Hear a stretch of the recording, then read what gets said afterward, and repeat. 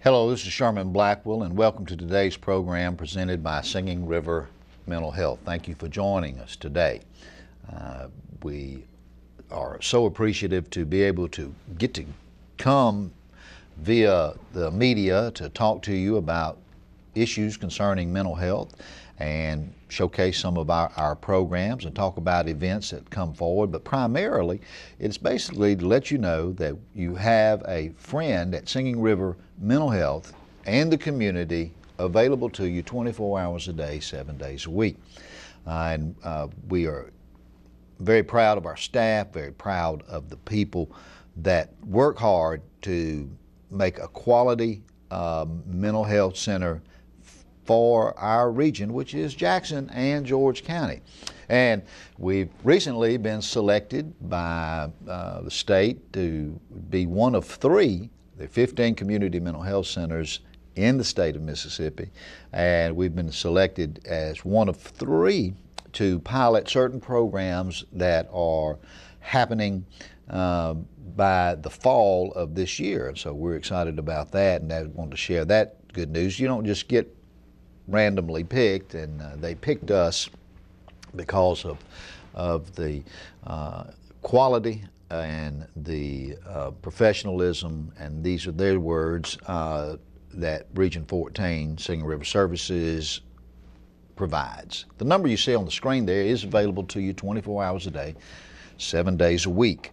And that number is, as I mentioned, a crisis line number. It also can be a number just if you have some inquiries, need some information about something said on a program or on a previous program, and or something that you'd like to see on the program.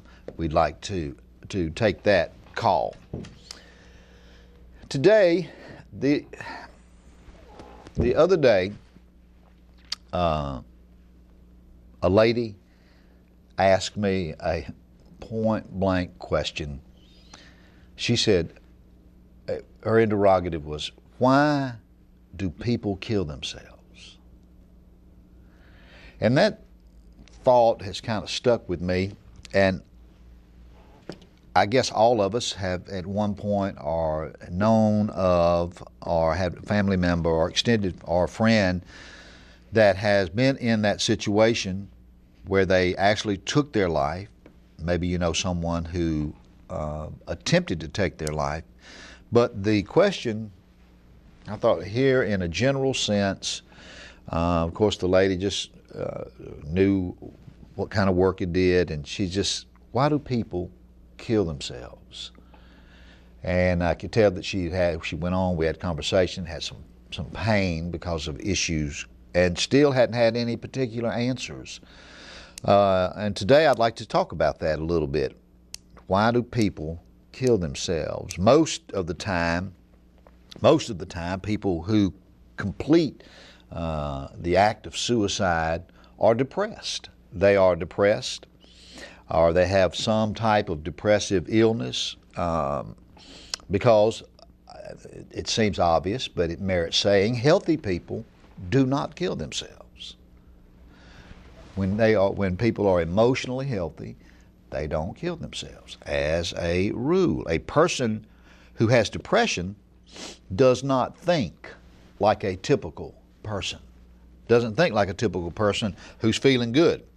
Their illness prevents them from being able to look forward to doing anything when a person is depressed.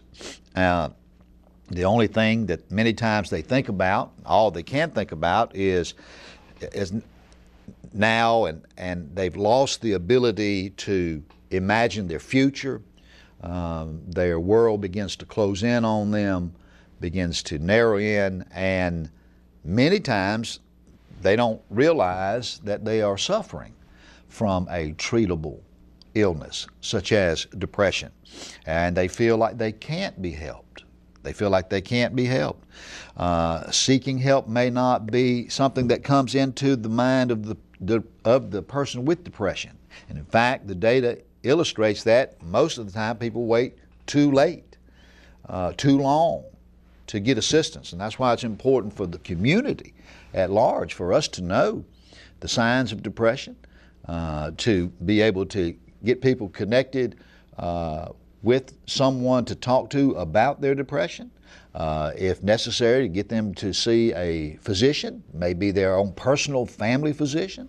Doesn't necessarily mean you have to come to the mental health center, but you can have private physician, but we're certainly there to do that. Most physicians that I know that are in family practice will tell you they deal mostly with depression. That people that they see, most of the people that they see are depressed.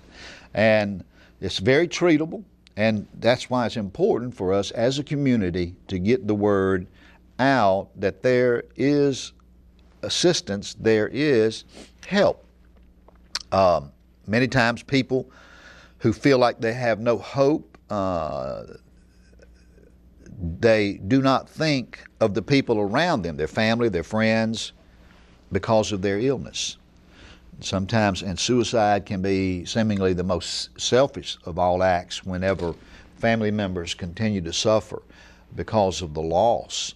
And it's something that's completely unnecessary, but it's something that is on the rise in our nation. And also with teens, girls, the female gender in adolescence and teenage. It's a report here, and I'll look at that in just a minute, that's recently out, says that that is on the rise for young girls. Why do people kill themselves? They're consumed with many different reasons, of course, but they're consumed primarily with emotional, many times physical pain, and the pain becomes so unbearable that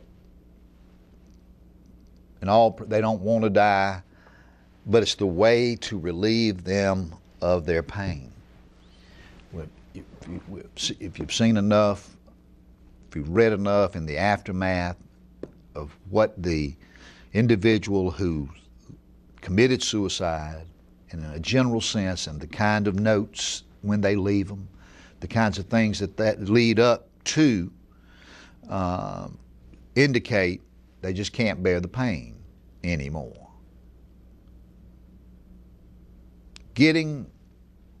Having depression is an involuntary thing. Depression is a treatable illness, and people can feel good again. And that's the most important message. There are a lot of great medications out there. There's a lot of great helping therapies that do assist. Let me take a break here, and when we come back, we're going to talk about do people who attempt suicide do it to prove something? We're going to talk a little bit about that. Let me remind you, April 13th, which is in about 2 or 3 weeks from this filming, we're going to be hosting the commissioners meeting for the state of Mississippi here in our region. It's going to be held at the LaFont Inn. That's going to be April 13th. That's actually the day after Easter. It's Monday, and it's going to be at 10 o'clock. And this is a point where commissioners from all across the state, that is mental health commissioners, all across the state come together, some Department of Mental Health individuals and also directors from other parts of the state, and get together and discuss the issues that are at hand is concerning mental health in the state of Mississippi, and we dialogue, have a good dialogue, and that's going to be taking place April the 13th. The 14th is going to be, which is a Thursday, is going to be our annual symposium. Our mental health month is May, and we're going to be hosting our annual symposium again at the Gaucher Convention Center. This also will be from 10 o'clock. We'll have a keynote speaker around 11 or 11:30, and we're going to showcase our programs. We invite you to come along. We hope to have other folks from the community that will be there. We had an excellent turnout last year. It was the first year since Katrina that we started it again, and we're looking forward to that. We're going to have a light lunch, give you an opportunity to talk to a mental health professional as and spend some time there with us. We would love for you to do that. Mark those dates, if you would.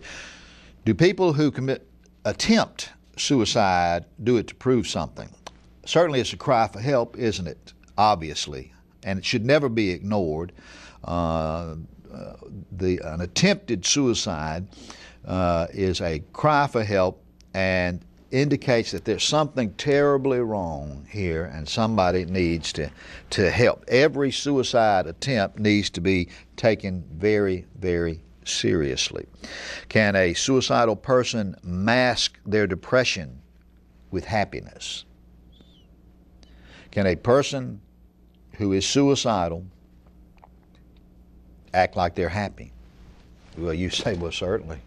You know, I mean, who, you know, when Joe or when Debbie or whoever did it, you know, who would have thought? It was it was a surprise. And so we're going to talk about that.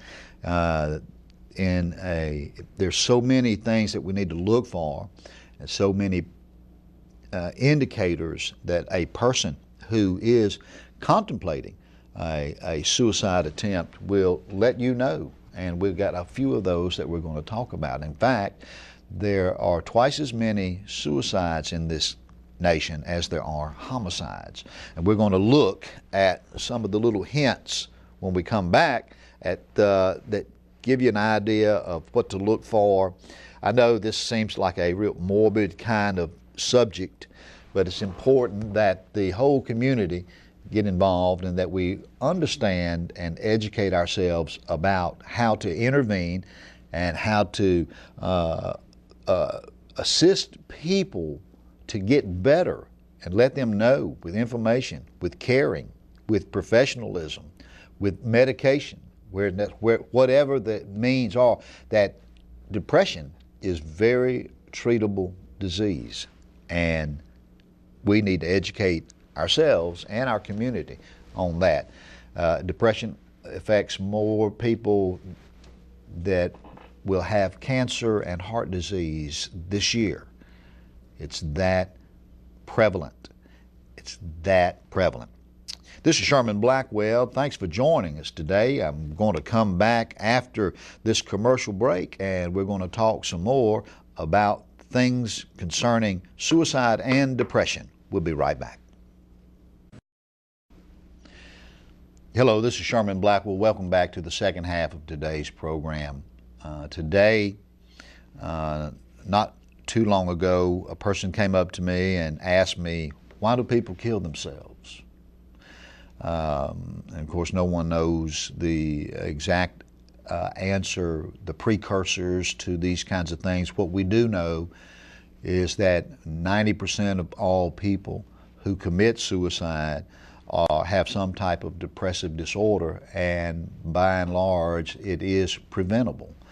And so we talked about that a little bit, and we've gotten down to where to try to recognize some of the signs, try to educate ourselves about the things that lead up to a suicide or a suicidal attempt. And the question we left before the break was, can a person that's depressed mask their suicidal thinking with happiness? And of course the answer is yes. There are a lot of people suffering from depression that hide their feelings and appear to be happy all the time. Can a person who is contemplating suicide feign happiness? The answer is yes. Yes, but most of the time, as I mentioned in the first half of the program too, they will give you clues and hints about some of the desperation that's going on inside of he or she. A person may hint, for example, they would say something like, everyone would be better off without me. It doesn't matter, I won't be around much longer. Phrases that, you know, some people think, well, that's just people are trying to induct you for attention. Still has to be taken very seriously, my friend. You have to take them very seriously. people think it's attention seeking and those kinds of things, and may in fact be, but every hint, every gesture, every thought along those lines must be taken seriously and must be acted upon.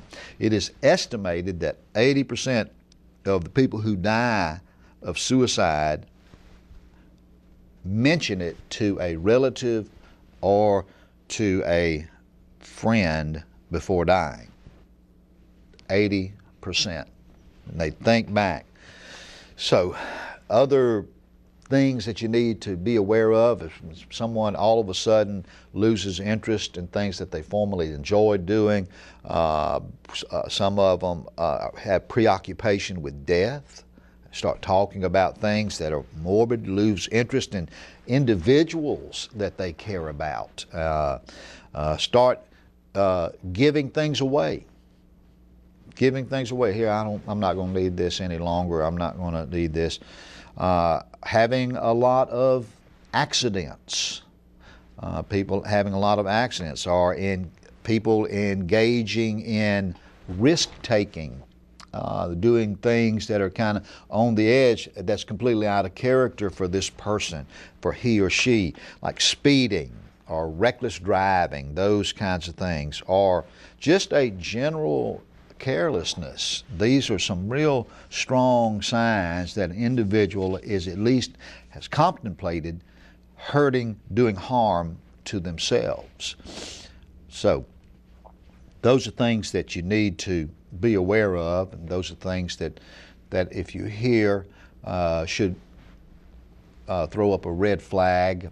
And here again, I know this is not one of the happiest subjects in the world to talk about, but there is probably one of the most important things to talk about, because in our society today, we see the decompensation of family, we see problems on jobs, with our economy, with the future, we see families, we see behaviors in schools, we see behaviors in where we once held certain people in high honor as leaders in this nation. We see disappointment in those realms. So, and there are a lot of people that are having family issues and financial issues, and people having difficulty changing, who were once the caregivers are now being taken care of. A lot of things that are going on in our society, and some of that is the natural rite of passage, so to speak. And even though that is so, we need to learn how to adjust and to be trained for and have adjustment training for those situations. Why don't people talk about depression and suicide? You know, here again, as I mentioned, this is not the happiest subject. The main reason, number one reason, is because it stigmatizes people. We still pigeonhole people if they have a depressive disorder, if they've attempted suicide. We kind of look at them askewed differently. You know, it seems like we want equality on everything else, but when it comes to the stigma of mental illness, we haven't made the inroads there that we need to, even though we are making some great progress. But people who suffer from depression are afraid others will think they are crazy, so to speak, which is so untrue, so untrue. They simply have depression. Society still hasn't accepted the depressive illness like they have other diseases. For example, someone that has an alcoholic. Alcoholism, not too many years ago, it was still a taboo thing. You know, you just didn't talk about it. You didn't, no one wanted to talk about it openly. But now, our society has changed its views about someone in recovery. Someone in recovery, it's a disease that most people now feel okay, comfortable with discussing. Alcoholism, And so we're hopeful that things along the line of depression and mental illness will also kind of make that, kind of assuage the stigmas that go along with that. As for suicide, it's a topic that has a long history of taboo and shouldn't be talked about. In their family they had this, it's basically something that's so very treatable, something that is so unnecessary. So why don't people talk about depression and suicide like they may talk about, well, somebody will gladly tell you that I'm in recovery, and they don't come up and say, well, at one time I was depressed and now, so I'm not. Stigma, we still want to be accepted, prevents people from getting help, prevents society from learning more about suicide and depression. And if we become more and more educated along these lines, then we certainly can do away with the stigma, do away with that. A person dies by suicide about every 16 minutes in the United States of America. And every minute an attempt is made.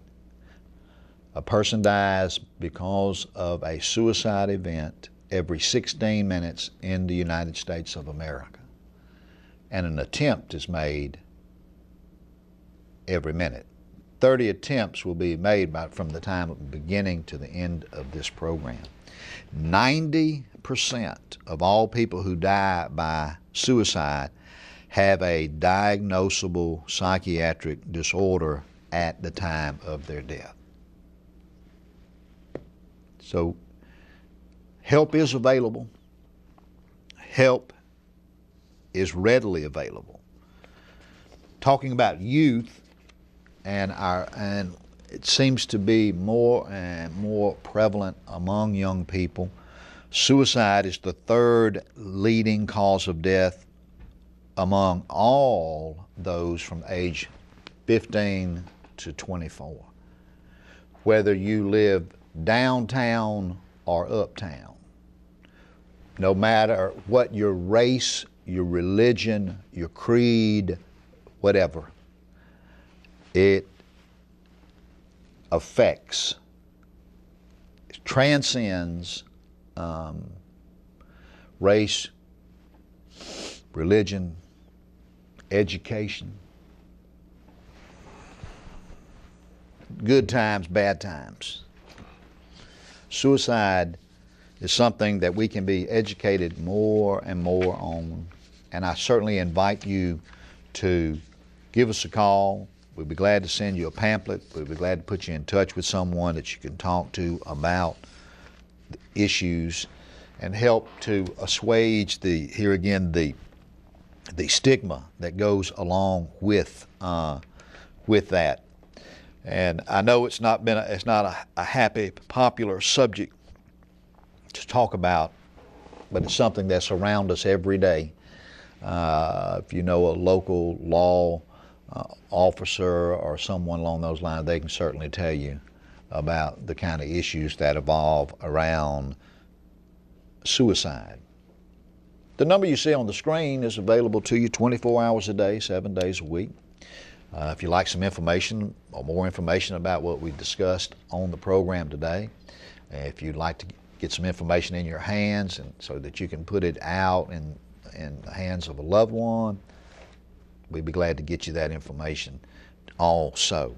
Let me remind you of the dates. April 13th, that's going to be our commissioners meeting. We've been asked to host it for the state of Mississippi. We're excited about that and looking forward to that. That's going to be at the LaFont on Monday, April 13th. And then May 14th, I want you to go ahead and mark your calendars on this, because that's going to be our symposium, our mental health symposium. It's going to be at the Gaucher Convention Center from 10 to 2. That's going to be on a Thursday this year, and we certainly want to invite the public to come. We have a lot of friends in the community, and we appreciate the support that they give us. And so it's an opportunity for us to just be kind of transparent. Here's our programs. Here's your programs from Jackson County and George County. Here's what we do. Here's the information that's available, and also have other agencies come in and be a part of that program. We're going to have a keynote speaker. We're going to talk about issues concerning mental health and how important that is, how important it is in our community here in Jackson County. This is Sherman Blackwell. Thank you for taking time out to join us today. We certainly do appreciate you, and we appreciate the kind comments that we hear from time to time. And our goal is to bring you information concerning mental health issues right here in Jackson County. This is Sherman Blackwell. Look forward to seeing you next week.